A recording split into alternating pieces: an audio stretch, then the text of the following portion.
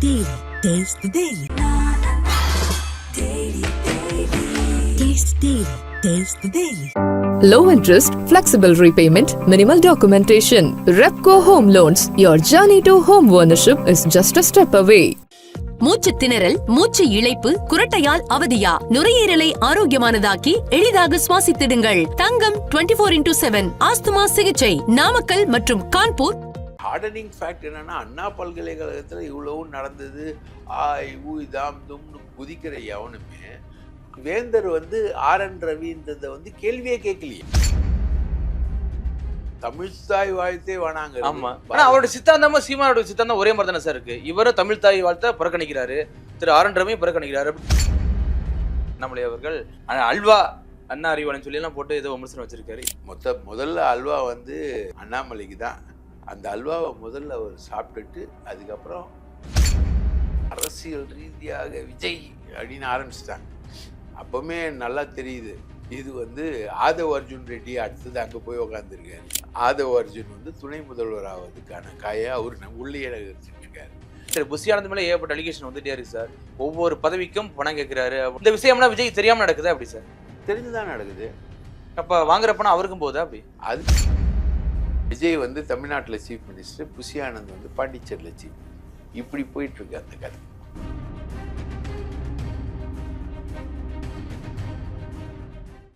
King TV நேயர்களுக்கு வணக்கம். இன்றைய சிறப்பு நேர்காணலில் நம்முடைய இணைந்திருக்கும் சிறப்பு விருந்தினர் மூத்த பத்திரிகையாளர் திரு தாமோதரன் பிரகாஷ் அவர்கள். சார் வணக்கம். வணக்கம் சார். RN ரவி அவர்கள் உச்சநீதிமன்றம் கடுமையான எச்சரிக்கை கொடுத்திருக்காங்க. என்ன காரணம், என்ன சொல்ல போறாரு RN ரவி அவர்கள்? அவர் எச்சரிக்கை கொடுத்தா வாங்கிப்பாரு. பயந்து நடுங்கி உடனே எல்லா வேலையும் செய்வாரு. கடைசியா மன்னிப்பு கேட்டாரு. கடைசியா மன்னிப்பு கூட கேட்பாரு. அவர் சொல்ற மாதிரி பல மசோதாக்களை ஏற்கனவே உயர்நீதிமன்றமும் உச்ச நீதிமன்றமும் அவருக்கு எச்சரிக்கை விடுக்க அந்த பெண்டிங்காக இருக்கக்கூடிய மசோதா எல்லாத்தையும் நிறைவேற்றுவார். இப்போ இவங்க கேள்வி கேட்டிருக்கிறது அந்த பல்கலைக்கழக விஷயத்தில் நடந்த விஷயங்களை இவங்க கேள்வி கேட்டிருக்காங்க. இன்னைக்கு வரைக்கும் கேள்வி கேட்டிருக்காங்க. திங்கட்கிழமைக்கு மேலே ஜட்ஜ்மெண்ட் வரப்போகுது. அந்த ஜட்ஜ்மெண்ட்டை பொறுத்து இவர் தன்னுடைய இதை மாற்றிப்பார். ஹார்டனிங் ஃபேக்ட் என்னன்னா, அண்ணா பல்கலைக்கழகத்தில் இவ்வளவு நடந்தது தாம் தும்னு குதிக்கிற எவனுமே அதுக்கு வேந்தர் RN ரவின்றதை கேள்வியே கேட்கலையே. யாருமே கேட்கலையே சார். யாருமே கேள்வி கேட்கலையே. அதை பற்றி வேந்தர் ரவியும் கவலைப்படலையே. இத்தனைக்கும் அங்கே பட்டம் கொடுக்குற விழாவே லேட் ஆச்சு. ஆமா ரைட்டா. அங்கே பதிவாளர் இல்லை, ஆட்கள் கிடையாது, ஸ்டாஃப் கிடையாது, செக்யூரிட்டி கூட இவர் நியமித்த ஆட்கள் தான். இது எதையுமே யாரும் கேள்வி கேட்கல. ஸோ இப்போ இது சம்பந்தமாக நிறைவேற்றப்பட்ட மசோதாக்கள் எல்லாத்தையுமே நீங்கள் 3 வருஷமாக பெண்டிங்கில் போடுறீங்களே, 3 வருஷமாக பெண்டிங்கில் போடுறதுக்கு உங்களுக்கு என்ன அதிகாரம்ன்றதான் இப்போ உச்ச நீதிமன்றம் எழுப்பக்கூடிய கேள்வி. கண்டிப்பா. ஏன் குடியரசுத் தலைவருக்கு அனுப்பல அப்படிங்கிற ஒரு கேள்வி வச்சிருக்காங்க. ஸோ அந்த கேள்விக்கான பதில் என்பது இனிமேல் போட்டு RN ரவி என்பவர் சொல்லுவனும் சொல்ல வேண்டி வரும்ன்றதான் இருக்கக்கூடிய உண்மை. அதில் அவர் மாட்டிக்கிட்டார். இல்லை, அவருடைய பணிக்காலம் இங்கே முடிஞ்சிருச்சு சார். ஏன் திரும்ப நீடிக்கிறார், என்ன காரணம்? At the behest of this president அவர்.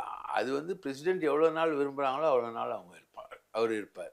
இருந்தாலும் இவ்வளவு சர்ச்சை இருக்குல்ல சார். ஒட்டுமொத்தமா தமிழ்நாடு மக்களால் தேர்ந்தெடுக்கப்பட்ட அரசு கொண்டு ஒரு ஒவ்வொரு மசோதாக்களையும் கண்டுக்கவே இல்லை. அவர் ஒன்னும் அதை பாக்குறது இல்லை, ஒன்னும் அவர் நிராகரிக்கிறாரு. அப்படிங்கும் போது ஏன் அவர் வச்சிருக்கணும்?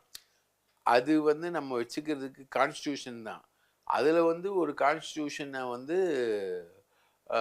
இப்போ 1 by 1 கேள்வி வருது. இன்னைக்கு தமிழ்நாடு வந்திருக்கு, கேரளாவையும் அதே போல இதே நாள்ல சுப்ரீம் கோர்ட் விசாரணைக்கு எடுத்திருக்கு. அதே மாதிரி கேரளாவை எடுத்திருக்கு, தமிழ்நாடு வந்திருக்கு, மேற்கு வங்கம், பிஜேபி அல்லாத மாநிலங்கள் எல்லாத்துலயும் இந்த பிரச்சனை இருக்கு. இது எல்லாமே ஒரு கான்ஸ்டிடியூஷனல் கொஸ்டினுக்கு போகும். எப்படி சபரிமலைக்கு பெண்கள் போகணுமா வேணாமான்றது ஒரு கேள்வி இருக்கு. பாபர் மசூதியா இதுவா கோவிலா அப்படின்றதுக்கான ஒரு ராமர் கோவிலா அப்படின்றதுக்கான ஒரு கேள்வி வந்தது.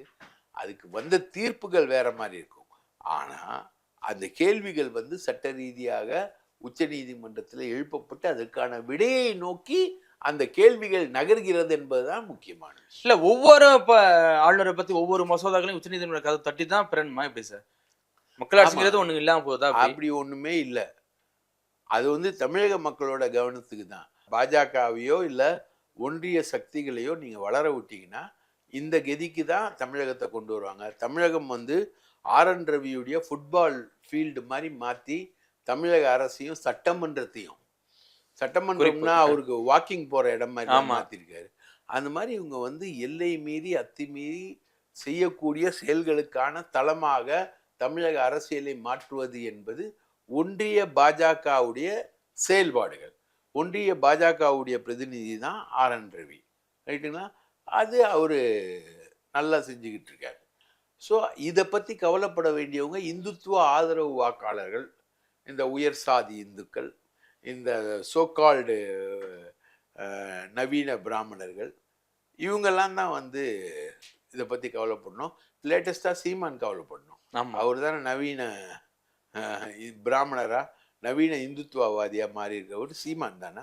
அவங்கெல்லாம் வந்து இதை பற்றி கவலைப்படணும். பிராமணன் என்பவன் பாப்பான், அனைவரையும் சமமாக பாப்பான். ஏண்டா ஒரு நண்பன், சங்கி என்றால் நண்பன். ஏண்டா ஒரு கவர்னரே வந்து மாநில அரசை சமமாக பார்க்க மாட்டேன்றான். பாப்பான், அனைவரையும் சமமாக பாப்பான்னா எங்க இருக்கு? எந்த மசோதா பார்த்தாரு? என்ன பண்ணாரு? மசோதாவை பார்த்தாரு? எதை பார்த்தாரு? என்ன பார்த்தாரு? என்ன பாப்பான்? சமமாக பாப்பான். தமிழ்தாயே வேண்டாங்கிறது. தமிழ்தாய் வாழ்த்தே வேணாங்கிறது. ஆமா, அவர் சொல்ற புதுவையில அவரோட சித்தாந்தமும் சீமானோட சித்தாந்தம் ஒரே மாதிரி தானே சார் இருக்கு. இவரும் தமிழ்தாய் வாழ்த்த புறக்கணிக்கிறாரு, திரு ஆர்.என். ரவி புறக்கணிக்கிறாரு. அப்படிங்கும்போது ஒரே மாதிரி சித்தாந்தம் நோக்கி தானே போறாரு. ஆமா, எல்லாமே ஒரே குட்டையில ஊர்ன மட்டைகள் தானே, எல்லாம் ஒரே சித்தாந்தம் தானே. உங்களுக்கு 3 சித்தாந்தம் தம்பி இந்தியாவில்: இந்துத்துவம், கம்யூனிசம், தேசிய சோஷியலிசம், கம்யூனிசம், இந்துத்துவம். இந்த 3 தான் 1925 பிறந்த தத்துவங்கள். இதை தாண்டி ஒரு தத்துவம் தான் திராவிடம், ரைட்டா? அதுவும் 1925 தான் பிறக்குது. ஆனால் அது வந்து தமிழ்நாடு இந்த சதர்ன் ரீஜனுக்குள்ளேயே நின்றுடுது அந்த தத்துவம், ரைட்டா? மெட்ராஸ் பிரசிடென்சியில் பிறக்குது, அது சதர்ன் ரீஜனுக்குள்ளேயே நின்றுடுது. பாக்கி இந்த தத்துவங்கள்லாம் நார்த் வரைக்கும் போயிட்டு வருது. கம்யூனிசம் அப்படியே லிட்டரலாக ஃபெயில் ஆகி வந்திருக்கு, ரைட்டா? சோஷியலிசம் வந்து லிட்டரலாக ஃபெயிலு.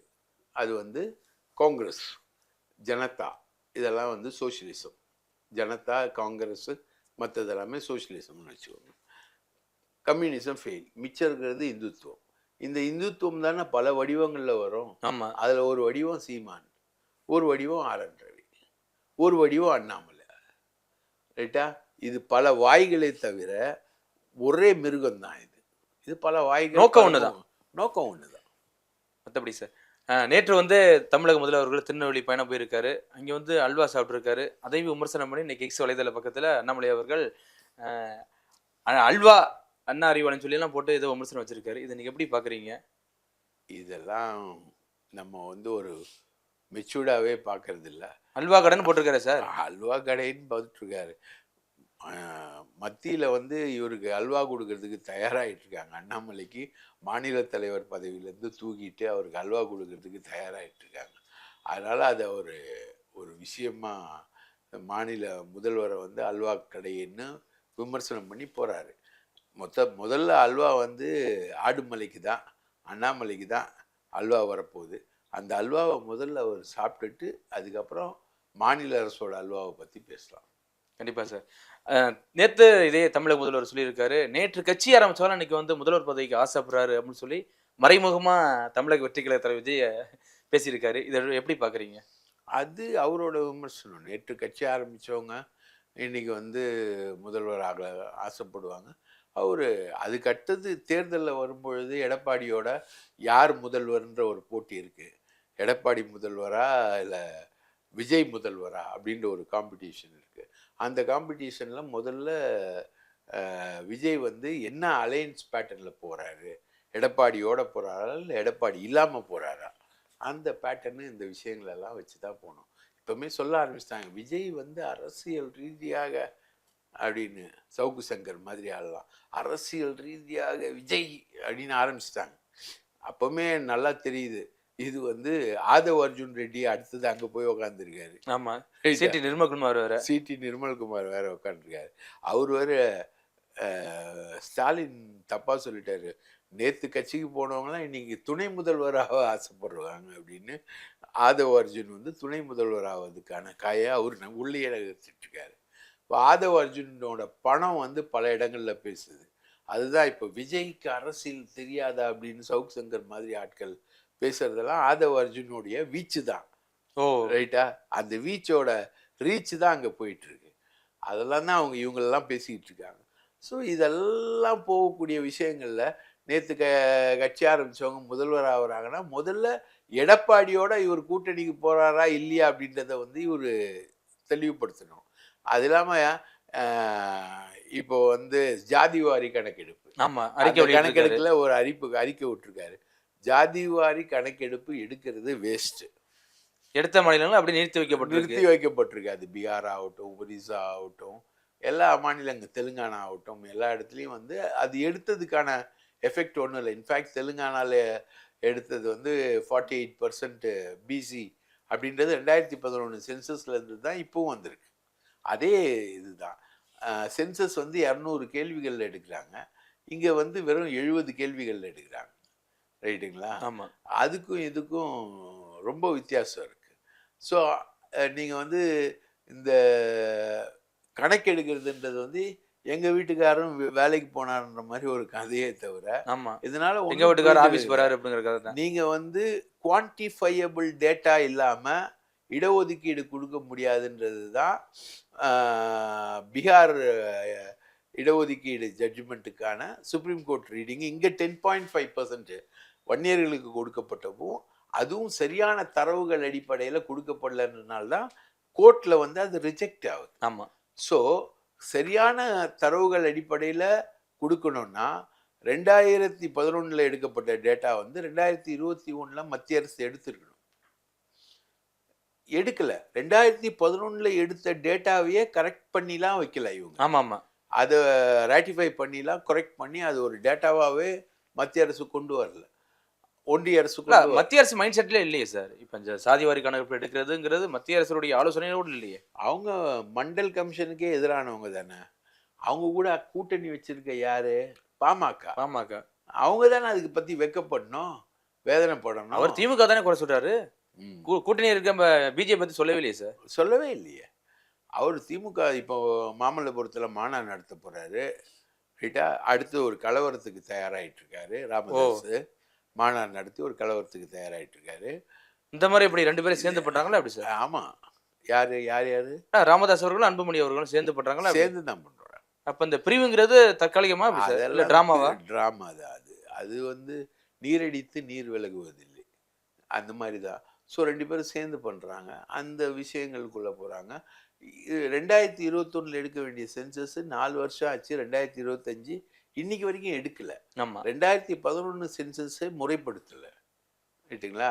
2011 சென்சஸ் அடிப்படையில் கொடுக்கப்பட்ட இடஒதுக்கீடுகள் தான் நிற்கிது. சென்சஸ் அடிப்படையில் கொடுக்கப்பட்ட இடஒதுக்கீடுகள் தான் நிற்கிது. அது இஸ்லாமியர் இடஒதுக்கீடாக இருக்கலாம், அருந்ததியர் இடஒதுக்கீடாக இருக்கலாம், யாரோட இடஒதுக்கீடாக இருந்தாலும் சென்சஸ் அடிப்படையில் நடத்தப்படுறது தான் நிற்கும். அதுக்கு பேர் தான் குவான்டிஃபையபிள் டேட்டா. அதாவது தரவுகள். நீங்கள் யார்? வன்னியரா? நீங்கள் என்ன வேலை செய்கிறீங்க? எப்படி நிற்கிறீங்க? இன்ஃபேக்ட் நீங்கள் பார்த்தீங்கன்னா இந்த 10.5% இடஒதுக்கீடு கொடுத்தாங்க இல்லையா, இதை விட அதிகமான சலுகையை தான் வன்னியர்கள் அனுபவிக்கிறாங்கன்றதான் 2011 டேட்டா. ஆமாம். கிட்டத்தட்ட 13% மேலே தான் அனுபவிக்கிறாங்க. ஸோ அந்த டேட்டா வந்து அதுதான் டேட்டா. ஸோ அந்த டேட்டாவை வந்து கரெக்டாக கொண்டு போகணும். ரைட்டுங்களா? இவங்க இந்த 10.5% இடஒதுக்கீடுன்றது ஒரு கிமிக், ஏமாத்து வேலை. அதை 10.5% இடஒதுக்கீடு கொடுத்த எடப்பாடி அவர்களும் தெரியும்ல சார் இது நிற்காதுன்னு? ஆமாம், கண்டிப்பாக தெரியும். அதனால எடப்பாடி அடி வாங்கினது அவருக்கு. எடப்பாடி அவர் வந்து ஒரு மாநில செயலாளர் கிடையாது, ஒரு மாவட்ட செயலாளர். எடப்பாடியில் அவர் ஜெயிக்கணும். கொங்கு மண்டலத்தில் வந்து வன்னியரும் கவுண்டரும் சேர்ந்தா வெற்றி. ஆமாம், அப்படிதான் கொண்டு போனார். ஆனால் அடி வாங்கினது வந்து ஒரு 50 தொகுதி வந்து டிடிவி தினகரனால அடி வாங்கின தொகுதி வந்து ஃபுல்லாக தென் மாவட்டங்களில் பெருமலை கல்லர்லேருந்து நாடோடிகள் வரைக்கும், ஜிப்சி வரைக்கும் அதில் வந்து டீநோட்டிஃபைட் கம்யூனிட்டின்றவங்க வந்து பெரிய அளவுக்கு பாதிக்கப்பட்டாங்க. ஆமாம், நீ ஏன் வன்னியருக்கு மட்டும் கொடுத்த அப்படின்றது தான் பாதிக்கப்பட்டாங்க. ஸோ இது வந்து போகாத ஊருக்கான ஒரு வழி. அது வந்து இன்னைக்கு விஜய் வந்து அப்படி சொல்லிட்டு போறாரு. முதல்ல விஜயை வந்து அவங்க கட்சிக்குள்ள இருக்கக்கூடிய கோஷ்டி மோதல சரி பண்ண கோஷ்டி முதல்ல விடுங்க சார். நான் வந்து ஜாதி பார்க்க மாட்டேன்னு சொன்ன விஜய் அவர்கள் இன்னைக்கு உள்ளே ஜாதி பிரச்சனை போயிட்டு இருக்கு சார். ஜாதி ரீதியாக தான் இன்னைக்கு பதவி கொடுக்குறாங்க அப்படின்னு சொல்லி ஒவ்வொரு மாவட்ட நிர்வாகிகளும் இன்னைக்கு சண்டை போட்டு இருக்காங்க. அப்படிங்கும்போது ஒரு உண்மையிலே இவரும் ஜாதி ரீதியாக கொண்டு போறாரு எப்படி சார்? ஆமா, அது இல்லாம நீங்க பாலிடிக்ஸே பண்ண முடியாதுங்க. இப்போ திருவண்ணாமலையில ஒரு தலித் டீம் வந்து எதிர்த்து குரல் கொடுத்துக்கிட்டே இருக்கு. அதுதான் பண்ணுவாங்க முடியும், ரைட்டுங்களா? அப்போ திருவண்ணாமலையில வந்து நீங்க வன்னியருக்கு தான் இம்பார்ட்டன்ஸ் கொடுக்க முடியும், தலித்துக்கு கொடுக்க முடியாது. பாலிடிக்ஸ் இல்லையா? அது திமுகவும் அப்படிதான் கொடுப்பாங்க, அதிமுகவும் அப்படிதான் கொடுக்கும்பாங்க. அப்படின்ற எண்ணம் வரும்பொழுது தமிழக வெற்றி கழகமும் அப்படிதானே வரும். நீங்க களத்துல வரும்போது தானே தெரியும், முட்டை போடுற கோழிக்கு தானே அதோட வலி தெரியும். அந்த மாதிரி தான் இது. இன்னும் நிறைய விஜயுடைய கட்சி வந்து எக்ஸ்போஸ் ஆக வேண்டிய சந்தர்ப்பங்கள் நிறைய இருக்கு, நிறைய பார்க்க வேண்டியிருக்கு, ரைட்டுங்களா? இல்ல அதற்கு முன்னாடியே இப்போ திரு புஷி ஆனந்த் மேலே ஏகப்பட்ட அலிகேஷன் வந்துட்டே இருக்கு சார். ஒவ்வொரு பதவிக்கும் பணம் கேட்கிறாரு அப்படின்னு சொல்லி கிட்டத்தட்ட எல்லாருமே இப்போ இன்னைக்கு குற்றச்சாட்டு வாட்ஸ்அப்ல கூட ஷேர் பண்ணிட்டாங்க, இந்த பதவிக்கு எவ்வளவுதான் அப்படின்னு. அப்படிங்கும்போது இந்த விஷயம்லாம் விஜய் தெரியாம நடக்குதா அப்படி சார்? தெரிஞ்சுதான் நடக்குது. அப்ப வாங்குற பணம் அவருக்கும் போதா அப்படி? அது தெரியல எனக்கு, அவருக்கு போதான்றது தெரியல. அவர் பணம் வாங்க சொல்றாரான்னு தெரியல, பணம் வாங்குறது கரெக்டானும் தெரியல. இல்ல சார், அரசியல்ல இதெல்லாம் சகஜம். அப்ப அவர் தெரிஞ்சுதான் நடக்குது. தெரியும், மாதிரி படம் வாங்குவாங்க, பணம் கொடுத்து தான் போடுறாங்க போஸ்டிங்லாம் தெரியும். இன்னைக்கு புஷி ஆனந்த் வந்து இந்த கட்சியை ஆரம்பிக்கிறதுக்கு முன்னாடி இருந்ததை விட மிக மிக மிக பெரிய கோடீஸ்வரர் ஆயிட்டு. ஓ, இப்ப சமீப காலத்துல சொத்து சேர்த்து ஒரு வருஷத்துல இப்ப 2ஆம் ஆண்டு கொண்டு வரதுக்குள்ள அது கோடீஸ்வரன் ஆயிட்டாரு. பயங்கரமான கோடீஸ்வரர். அவரோட ஏம் என்னன்னா பாண்டிச்சேரியில எப்படியாவது சீஃப் மினிஸ்டர் ஆகணும். விஜய் வந்து தமிழ்நாட்டில் சீஃப் மினிஸ்டர், புஷி ஆனந்த் வந்து பாண்டிச்சேரியில் சீஃப் மினிஸ்டர். இப்படி போயிட்டு இருக்கு அந்த கதை. ஓஹோ, தமிழ்நாட்டையும் படிக்கணும், பாண்டிச்சேரியும் படிக்கணும். பாண்டிச்சேரி முடியும். அதுல வந்து புஷி வந்து பாண்டிச்சேரி, தமிழ்நாட்டுக்கு விஜய். அந்த ஆளுமை திறன் வந்து deputy chief minister Aadhav Arjun Reddy, அவர் வந்து துணை முதல்வர். ஏற்கனவே விசிகால இருக்கும்போது ஒரு குழப்பத்தை உண்டாக்கிட்டு போனாரு, அங்கே போயிருக்காரு. அங்கே எப்படி சார் ஆதவுக்கு டெப்டி சிஎம் கொடுக்குற அளவுக்கு தகுதி இருக்கா சார் அவருக்கு? ஆதவுக்கு தகுதி இருக்கா இல்லையா? அவர்கிட்ட பணம் இருக்கு. பணம் இருந்தா போதும். பணம் இருந்தா போதும். அரசியல்ல 2 வேணும் தம்பி. ஒன்று பணம் வேணும், இன்னொன்று வந்து ஒரு ஆட்கள், ஒரு படை வேணும். படை பணம். இப்போ காலங்காலமா 25-30 வருஷமா கட்சி பணியில் இருந்தவங்களுக்குலாம் என்ன நிலைமை? அதெல்லாம் ஒன்றுமே நிலைமை இல்லை. நல்ல வேலை விடுதலை சிறுத்தைகள் அதே வேலையை செய்ய போய் கஷ்டப்பட்டு துரத்தி அமைச்சு விட்டாரு அண்ணன் திருமாவளவன், ரைட்டா? இப்போ மறுபடியும் அங்கேருந்து வெளியே சொல்றாரு, தாவேக்காவும் விசிகாவும் வேற ஒரு கட்சி இல்லை அப்படின்னு சொல்றாரு. ஆமாம், ரெண்டும் வேற கட்சி இல்லை, ரெண்டும் ஒன்று தான் அப்படின்றது தான். அது ஒரு என்னால் வந்து திருமாவளவனோட பேச முடியும், எடப்பாடியோட பேச முடியும், அண்ணாமலையோட பேச முடியும், விஜயோட பேச முடியும். ஆக மொத்தம் என்கிட்ட காசு இருக்கு, நான் யார்கிட்ட வேணால் பேசுவேன் அப்படின்றேன். அது காசு இல்லாதவன் கடவுள் ஆனாலும் கதவை சாத்தி வைடின்னுவாங்களே, அந்த மாதிரி காசு செல்லக்கூடிய இடங்கள் வந்து மனைவியை தாண்டிய உறவுகளுக்கு கூட காசு செல்லும். தாய்ப்பாலை தவிர வேற பாக்கி எல்லாத்தையுமே வந்து காசால் வாங்க முடியும். தாயோட அன்பையும் தாய்ப்பாலையை தவிர வாங்க முடியும். ஆகவே காசு இருக்கிறதுனால இவங்க டெப்டி சீஃப் மினிஸ்டர், இந்திய நாட்டோட பிரைம் மினிஸ்டராக கூட ஆதவ் அர்ஜுன் ரெட்டி ஆனால் ஆச்சரியப்படுறது இல்லை. இப்போ காசு மட்டும் இருந்தால் போதுமா சார்? இப்போ திமுக இல்லாத காசா இல்லை அதிமுக இல்லாத காசா? அதாவது காசு வந்து இப்போது விஜயோட சொந்தக்காரங்கிட்டையும் காசு இருக்கு, ஆனால் அதெல்லாம் ரொம்ப கஷ்டப்பட்டு உழைச்ச காசு. ஆமாம், படத்தில் நடித்து கேரவானில் உட்காந்து ஓடி லைட்டில் நின்று டிஸ்ட்ரிபியூட்டர் சம்பாரிச்சு நடிச்சு அதெல்லாம் அந்த காசு வேற. ஏழைகள் வந்து சுரண்டல் ஆற்றி சுரண்டி எத்தனை உயிர் போச்சு, எத்தனை குடும்பம் காலியாயிடுச்சு, அது வேற. அது மறுபடியும் கொண்டு வந்து செய்க்க வைக்கணும்னா, அந்த ராட்சசனை களத்தில் இறக்கணும்னா அதுக்காக மார்ட்டின் செலவு பண்ணுற காசு ஏராளம். அந்த காசுக்கு வேல்யூ வேற தம்பி. இது வந்து நாய் வித்த காசு குறைக்காது சொல்லுவாங்க, இது வந்து சூதாட்டம். கண்டிப்பாக நீங்கள் நார்மலாக இருக்கிறவன் வந்து வீட்டு சம்பளம் வாங்கிட்டு வரானா, வீட்டு பட்ஜெட்டுக்கு செலவு பண்ணும்போது 10 ரூபா பொண்டாட்டிக்கிட்ட 20 ரூபா பார்த்து செலவு பண்ணுவான். இதே காடை ஆடும்போது இந்த 100, இந்த 200, இந்த 300, இந்த 400 போட்டு பல போட்டு போயிட்டே இருக்கும். இதுதான் சூதாட்டம். அந்த மாதிரி ஒரு சூதாட்டத்தை தான் ஆதவ் அர்ஜுன் ரெட்டி வந்து கொண்டு வர்றாரு, ரைட்டா? கண்டிப்பா. அவரு சூதாட்டத்தில் பணம் போடுறாரு, பெட்டு கட்டுறாரு. அது ஜெயிக்கும் ஜெயிக்காம போகும். அதுக்கேற்ற மாதிரி தான் குதிரை. அதில் ஒரு குதிரை விஜய், அவ்வளோதான். ரேஸ் குதிரை விஜய். ரேஸ் குதிரை விஜய், சூதாட்ட குதிரை விஜய். கண்டிப்பாக சார், பல விஷயங்களை தொடர்ச்சியாக பேசிகிட்டு இருக்கோம். தொடர்ச்சியாக பேசுவோம் சார். மிக்க நன்றி. வாய்ப்பளித்ததற்கு மிக்க Taste Daily. Taste the Daily. Taste Daily. Taste the Daily. Low interest, flexible repayment, minimal documentation. Repco Home Loans. Your journey to home ownership is just a step away. மூச்சு திணறல், மூச்சு இழைப்பு, குரட்டையால் அவதியா, நுரையீரலை ஆரோக்கியமானதாக்கி எளிதாக சுவாசித்திடுங்கள். தங்கம் 24/7 ஆஸ்துமா சிகிச்சை நாமக்கல் மற்றும் கான்பூர்.